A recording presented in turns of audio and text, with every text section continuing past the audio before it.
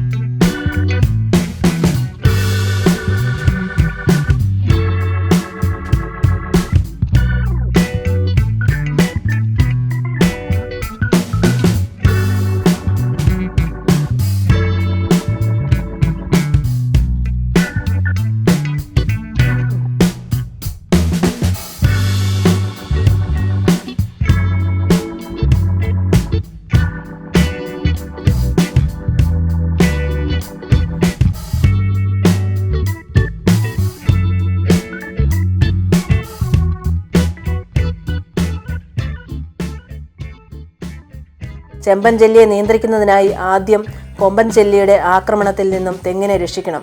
കുമരകത്തുള്ള regional agricultural research സ്റ്റേഷനിലെ entomology വിഭാഗം assistant professor പല്ലവി K Nair ചെല്ലി നിയന്ത്രണത്തെക്കുറിച്ച് സംസാരിക്കുന്നു. തെങ്ങിനെ ആക്രമിക്കുന്ന കീടങ്ങളിൽ ഇപ്പോൾ ഏറ്റവും പ്രധാനപ്പെട്ട ഒരു കീടമായിട്ട് ചെമ്പൻ ചെല്ലി മാറിയിരിക്കുകയാണ്. ഇപ്പോൾ ഇതിൽ പ്രധാനപ്പെട്ടതെന്ന് ഞാൻ ഉദ്ദേശിച്ചത് ഇതിൻ്റെ ആക്രമണം പലപ്പോഴും കർഷകർക്ക് തിരിച്ചറിയാൻ പറ്റാത്തൊരു സാഹചര്യമാണ് ഇപ്പോൾ ഉള്ളത്. ഇപ്പം ഇത് തെങ്ങിൻ്റെ ദ്വാരങ്ങളിലൂടെ, തടിയിലുള്ള ദ്വാരങ്ങളിലൂടെ അല്ലെങ്കിൽ മുറിവുകളിലൂടെയൊക്കെ ഈ ചെല്ലി തെങ്ങിൻ്റെ ഉള്ളിൽ കടക്കുകയും പുഴുക്കൾ ഉൾഭാഗം മുഴുവൻ തിന്ന് നശിപ്പിച്ച് പലപ്പോഴും തെങ്ങ് മറിഞ്ഞു വീഴുമ്പോഴാണ് നമുക്ക് ഇതിൻ്റെ ഒരു ആക്രമണം ഇതിലുണ്ടായി എന്നുള്ളത് മനസ്സിലാക്കാൻ പറ്റുന്നത്.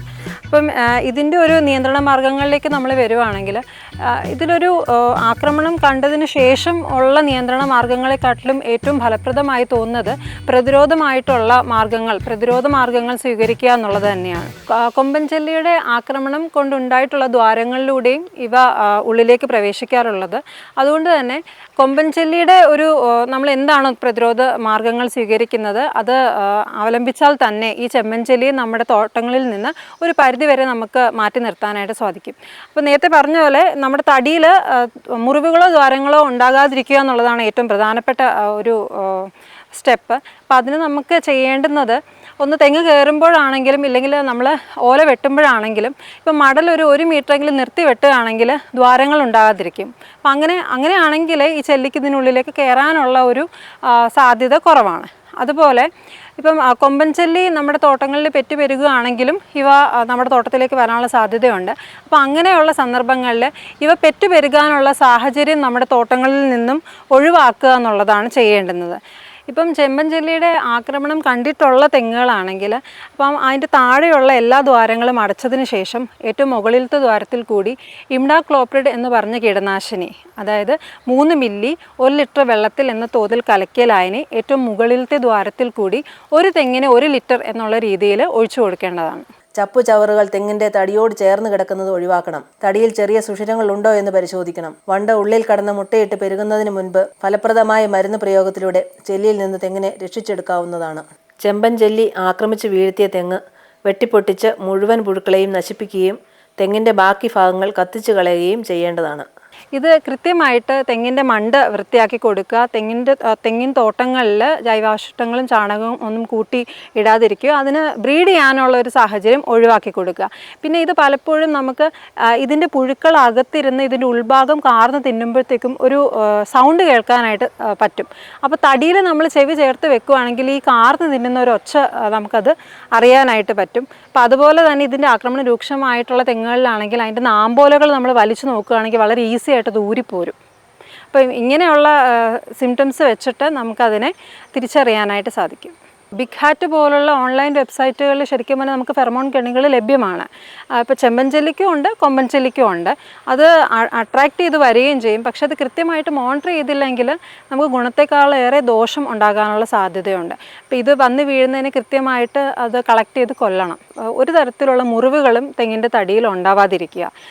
തെങ്ങ് മുതൽ തന്നെ നമ്മൾ പ്രതിരോധ മാർഗ്ഗങ്ങൾ സ്വീകരിക്കുക. ഓല വിരിഞ്ഞ് വരുമ്പോൾ തന്നെ ആ ഗിൽനെറ്റ് അല്ലെങ്കിൽ ഉടക്ക് വലകൾ കവിളുകളിൽ വെച്ച് കൊടുക്കുക. കുറച്ച് പൊങ്ങിയതിന് ശേഷമാണ്, അല്ലെങ്കിൽ ഒരുപാട് ചെല്ലികളുടെ സാന്നിധ്യമുള്ള തോട്ടങ്ങളിലാണെങ്കിൽ ഞാൻ ഈ നേരത്തെ പറഞ്ഞ പോലെ ഒന്നെങ്കിലും വേപ്പിൻ പിണ്ണാക്ക് അല്ലെങ്കിൽ മരോട്ടി പിണ്ണാക്കും മണലും 250 ഗ്രാം വെച്ച് രണ്ടും കൂടി മിക്സ് ചെയ്ത മിശ്രിതം അകത്തെ ഓലക്കവിളുകളിൽ ഇട്ട് കൊടുക്കുക. അല്ലെങ്കിൽ നേരത്തെ പറഞ്ഞ ഏതെങ്കിലും രാസകീടനാശിനികൾ, അതായത് കാർബോസൾഫാനോ ഫിപ്രോണിലോ കാർട്ടാപ്പ് ഹൈഡ്രോക്ലോറൈഡോ 20 ഗ്രാം 200 ഗ്രാം മണലുമായി മിക്സ് ചെയ്ത് ഓലക്കവിളുകളിൽ നിറച്ച് കൊടുക്കുക. അത് വർഷത്തിൽ 4 പ്രാവശ്യം കൃത്യമായി ചെയ്യണം. ജനുവരി, മെയ്, സെപ്റ്റംബർ, ഡിസംബർ മാസങ്ങളിൽ കൃത്യമായി ചെയ്യേണ്ടുന്നതാണ്. പിന്നെ അതുപോലെ മുറിവുകൾ ഉണ്ടാകാതെ സൂക്ഷിക്കുക. മെറ്റാറൈസ്യം പോലുള്ള ജൈവ കുമിൾനാശിനികൾ ഉപയോഗിച്ച് ചാണകം കൂട്ടിയിട്ടിട്ടുണ്ടെങ്കിൽ അതിൽ 250 ഗ്രാം 750 മില്ലി എന്നുള്ള തോതിൽ കലക്കിയ ലായനി ഈ ചാണകക്കുഴികളിൽ നമ്മൾ ചെറിയ ദ്വാരങ്ങൾ ഉണ്ടാക്കി അതിനകത്ത് ഒഴിച്ചു കൊടുക്കുകയാണെങ്കിൽ ഈ കുമിൾ അവിടെ കിടന്ന് പെറ്റുപെരുകി അതിൽ ഈ കൊമ്പൻ ചെല്ലിയുടെ പുഴുക്കളുണ്ടെങ്കിൽ അത് നശിച്ചു പൊക്കോളും. അപ്പം മറിഞ്ഞ് വീണ തെങ്ങുകളുണ്ടെങ്കിൽ അത് ശരിക്കും പറഞ്ഞാൽ ആ ചെല്ലിയുടെ ഒരു ബ്രീഡിങ് സൈറ്റാണ്. അപ്പോൾ അത് നമ്മൾ പലപ്പോഴും കണ്ടിട്ടുണ്ട്. തെങ്ങ് ചിലപ്പോൾ മറിഞ്ഞ് വീണ് അങ്ങനെ കിടക്കും. അപ്പോൾ അതിൽ നമ്മൾ ശ്രദ്ധിച്ചില്ലെങ്കിൽ ഇഷ്ടംപോലെ പുഴുക്കൾ അതിനകത്ത് കിടന്ന് പെറ്റുപെരുകാനുള്ള സാധ്യതയുണ്ട്. അത് കൃത്യമായി നശിപ്പിക്കുക. ഒന്നെങ്കിൽ തീയിട്ടാണെങ്കിലും അല്ലെങ്കിൽ ചെറുതായിട്ട് മുറിച്ച് അതിനെ ആ തടി അവിടെ കിടന്ന് ഉരുകാതെ അതിനെ കൃത്യമായി നശിപ്പിക്കേണ്ടതാണ്.